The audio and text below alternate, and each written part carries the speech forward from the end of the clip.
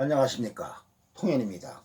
오늘은 갑일주가 기토를 만났을 때의 운명적 변화가 어떻게 일어나느냐 하는 것을 말씀드리겠습니다.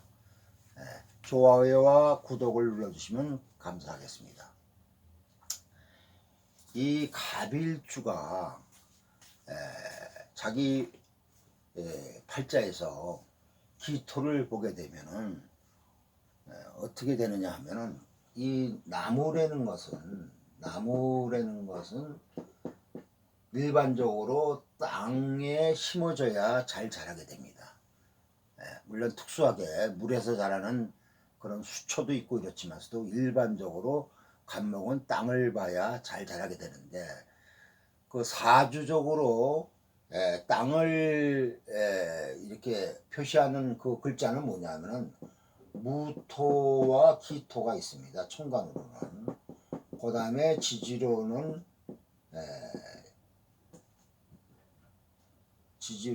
진술충미가 있겠죠.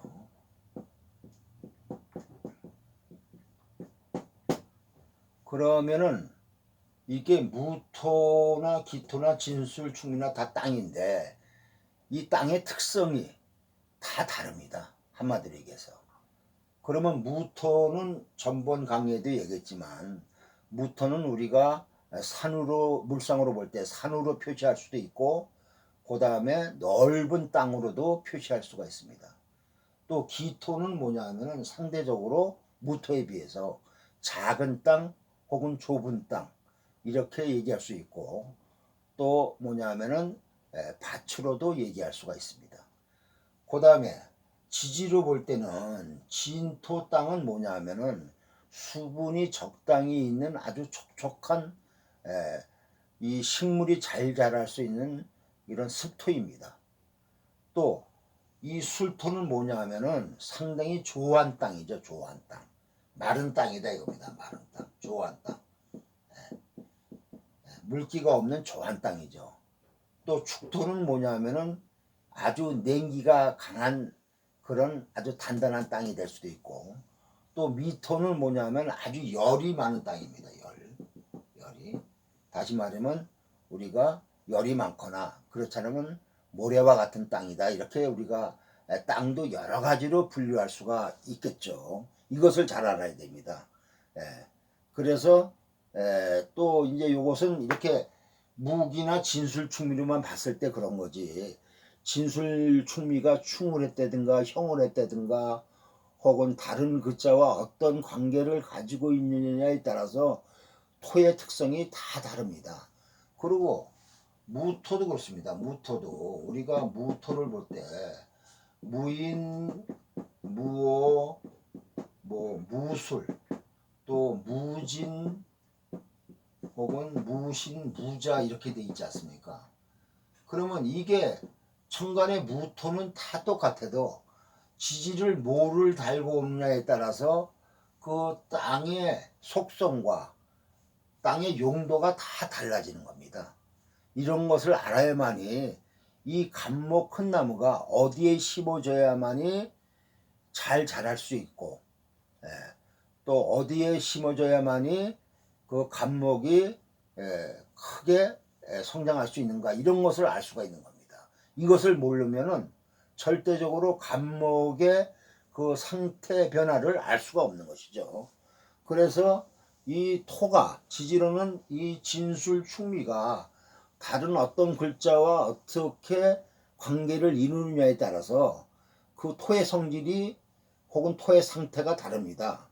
다시 말하면 무너진 땅도 있을 거고, 지진이 난 땅도 있을 거고, 또 개간한 땅도 있을 거고, 또 뭐냐 하면은 잘 밭을 가른 땅도 있을 거고, 또 부드러운 땅 혹은 딱딱한 땅 혹은 모래땅, 또 돌이 많은 땅, 뭐 여러 가지로 분류할 수 있죠. 그것을 분류하려면은 수천 가지가 나올 수가 있습니다. 이렇게 토의 종류가 상당히 많은 것을 이렇게 잘 우리가 봐야만이 갑목이 어떻게 성장하는가를 알 수가 있고, 갑목의 운명적, 토를 만나서 어떻게 운명적인 변화를 볼 수 있냐 하는 것을 잘 알아야만이 사주를 잘 볼 수가 있는 겁니다. 그런데 오늘은 뭐냐면 간목이 기토를 봤을 때의 어떤 운명적 변화가 일어나느냐 하는 것을 이제 공부하는 그런 시간인데요. 우리가 기토는 물론 이제 기토 일간을 이제 설명할 때 더 자세하게 나오겠지만서도 기토는 작은 땅이기 때문에 이게 우리가 정원으로 우선 얘기할 수가 있습니다. 정원이라는 것은 내 집안의 뜰을 얘기하는 거죠. 집안의 뜰.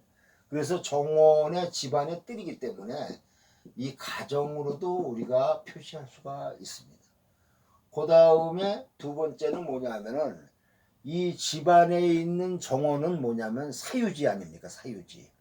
사유지인데 우리가 밖으로 나가면은 이렇게 우리가 걸어 다니는 땅도 있고 이렇게 서로 공유하는 그런 땅이 있지 않습니까? 그래서 이게 기토가 정원도 될 수 있지만서도 또 우리가 뭐냐면 같이 공유하는 땅 이런 거는 우리가 길로도 표시합니다. 길. 그 다음에 세 번째는 우리가 농사 짓는 그런 땅, 밭이라든가 혹은 논이라든가 이렇게 우리가 크게 나누면 이렇게 세 가지로 분류할 수가 있습니다. 기토를 갖다가 이것은 이제 사주 구조에 따라서 정원으로도 표시할 수 있고 길로도 표시할 수 있고 또 뭐냐면 논이나 밭으로도 우리가 표시할 수 있습니다. 그런 것을 구분을 잘 해야만이 우리가 물상의 변화를 잘 알 수가 있는 거죠. 그런데 이제 기토가 이제 뭐하고 관계냐면 간목하고 관계 아닙니까? 간목. 근데 간목이라는 것은 뭐예요? 큰 나무죠, 큰 나무. 그리고 기토는 알기 쉽게 말해서 작은 땅이다 이겁니다. 작은 땅. 그러면 이 큰 나무는 뭐냐면은 큰 곳에다가 심어야지, 큰 땅에다 심어야지 간목이 제대로 크게 성장하지 않습니까?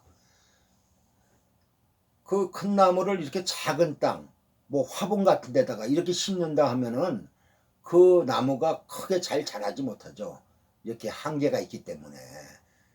그래서 간목이라는 큰 나무는 뭐냐면은 이렇게 큰 땅에서 길러야지 그 간목이 최대한도로 성장을 하게 되고 능력을 발휘하는데 이렇게 작은 땅에다가 심어지게 되면은 간목이 크게 성장을 하지 못합니다. 그러므로 잘 자라지 못하므로 이렇게 잡목이 되는 경우죠. 잡목. 간목이 제대로 잘 성장하지 못하면 자라다 마는 나무가 되어버리기 때문에 잡목이 됩니다. 그래서 간목은 기토를 보면은 굉장히 뭐냐면 답답함을 느끼게 됩니다. 그러니까 뭐냐면 그 사이즈에 맞는 그런 환경이 조성돼야만이 좋은 것이지 사이즈에 맞지 않는 환경에 내가 살게 되면은 그만큼 우리가 답답함을 느끼게 되는 거죠. 최소한도 우리가 한 개인이 우리가 산다 하더라도 최소한도 대여섯 평 이렇게 정도의 살 때에 그래도 좀 사는데 좀 불편함이 덜하지. 만약에 내가 뭐 한 평, 두 평에서 산다. 이러면 얼마나 답답하겠습니까? 한마디로 얘기해서. 그런 것과 똑같은 것이죠. 그러니까 자기 능력을 발휘를 못하게 되는 거죠. 그래서 이것을 사람으로 비유한다면은 간목을 사람으로 비유한다 하면은 잡목이 되기 때문에 작은 기토에서 살게 되면 잡목이 되기 때문에 이렇게 큰 인물이 되지 못한다. 그리고 자기 능력을 발휘를 못하게 된다. 그래서 평범하게 돼버리는 것입니다. 그래서 간목이 이제 기토를 보게 되면은 물론 다른 사주의 글자에 따라서 물론 달라지겠지만서도 일반적으로 기토를 보면은 이렇게 사업가나 혹은 경영 이렇게 큰 일을 하는 그런 일을 하는 것은 힘들고 직장 생활을 해서 안정적으로 살아가는 데는 아주 적합한 것입니다. 그래서 큰 일을 못하지만 좋은 점은 또 작은 것에 만족하기 때문에 성실하고 가정적이고 아주 그런 면에서는 좋은데 사람이 좀 잘죠. 좀 통이 작고 이래서 그런 점이 이제 좀 부족하다 이거죠. 그래서 간목은 큰 나무이기 때문에 기질적으로 이렇게 작은 땅은 싫어하게 됩니다. 자기가 자기 성장을 제대로 못하기 때문에. 그런데 이제 기토 하나만 봤을 때는 그렇지만 만약에 사주에 기토가 2개 이상이거나 혹은 기토가 무토를 같이 이렇게 섞여 있다 하면은 큰 나무가 자랄 수 있는 이 땅이 넓어졌다 이렇게 보게 됩니다. 사주 구조에 따라서 좀 달라질 수가 있습니다. 또 기토를 밭으로 아까 비유할 수 있다고 그랬잖아요.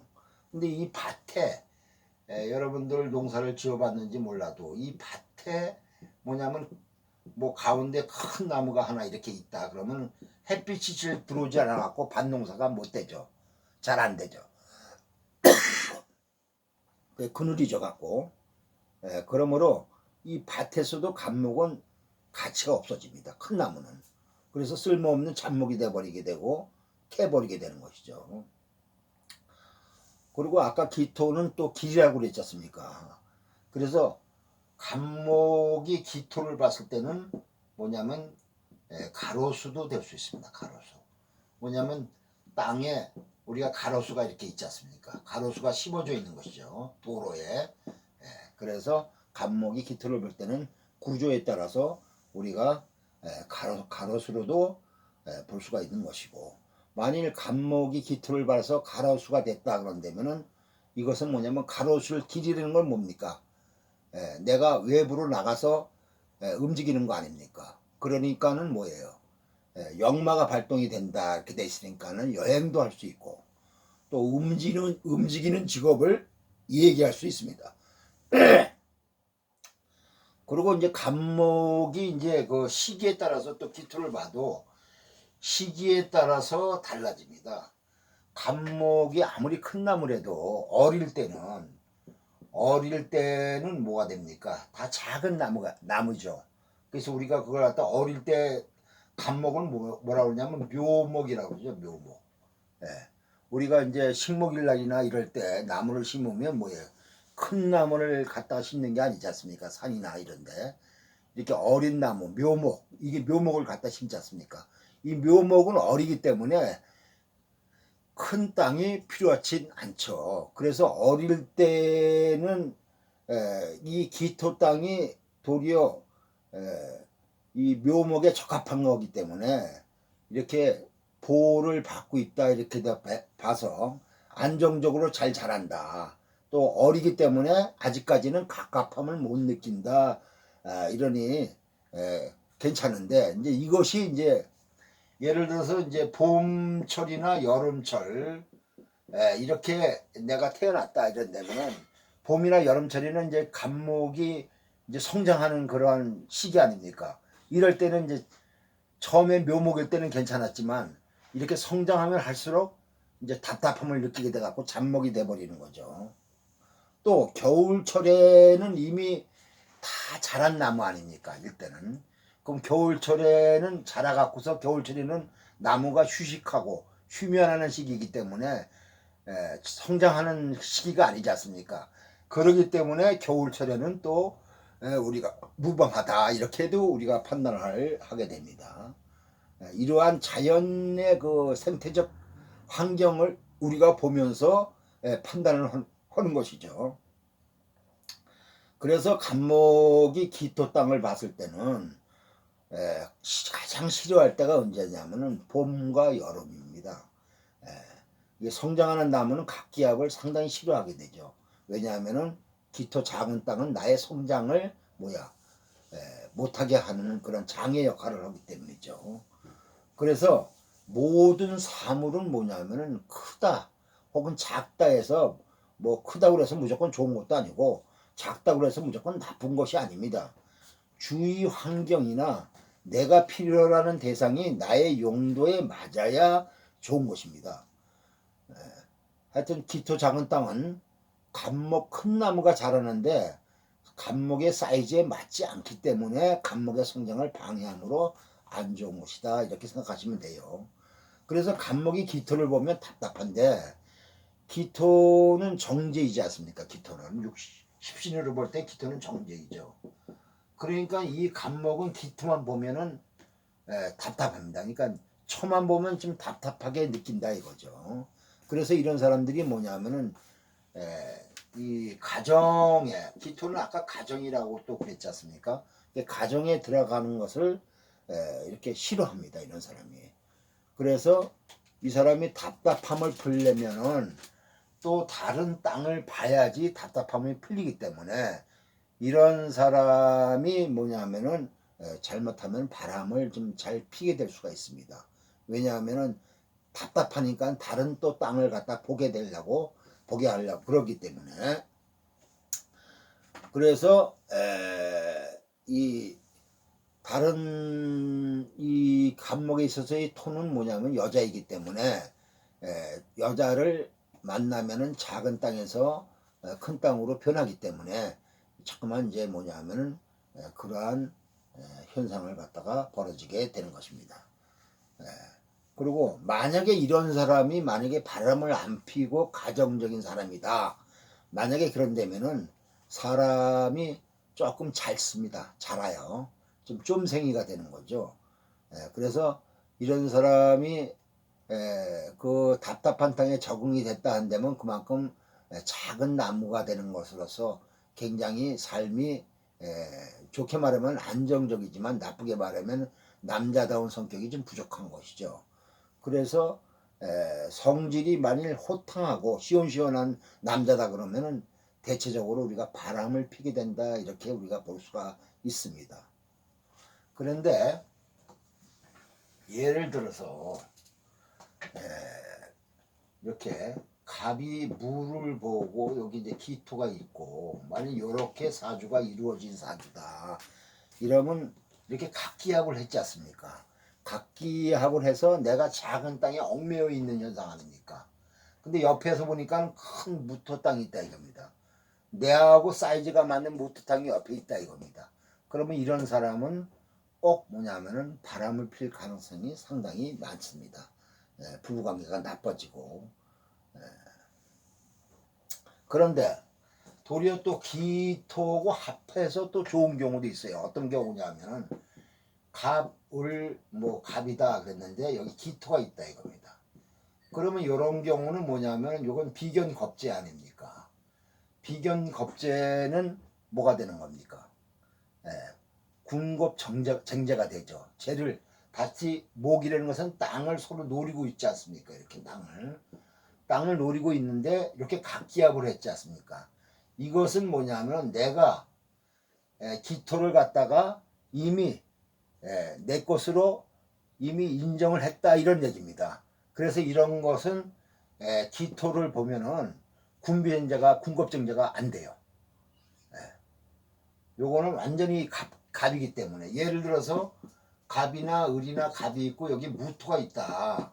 그러면 이런 것은 나의 것만 아니라 을이나 갑목이 다 취하려고 하는 것이기 때문에 이때는 군겁쟁제가 잘 되는데 이런 것은 이미 안전하게 이미 내 걸로서 이미 도장 찍어 놓은 거기 때문에 감히 여기서 침범을 못하게 됩니다. 이런 특징이 또 있는 것입니다. 그리고 각기합하면은 무조건 묶이는 것으로만 보는데 그렇지 않습니다. 이게 우리가 이제 합에 대해서 우리가 너무 피상적으로만 공부를 해왔는데 이 각기합이다 그러면은 나중에 이제 합에 대해서 다시 구체적으로 공부를 하겠지만서도 말이 나왔으니까 얘기인데 각기합이다 그런다면은 뭐냐면은 우선 뭐냐면은 이거는 관련성입니다. 관련성. 다시 말하면은 나와 기가 서로 뭐냐면은 관계를 가지고 있다 이런 얘기인데 이것이 뭐냐면은 내가 갑목이 예를 들어서 갑목이 이렇게 갑인이나 갑자나 갑진으로 상당히 뿌리가 있어 갖고 강하다 이겁니다.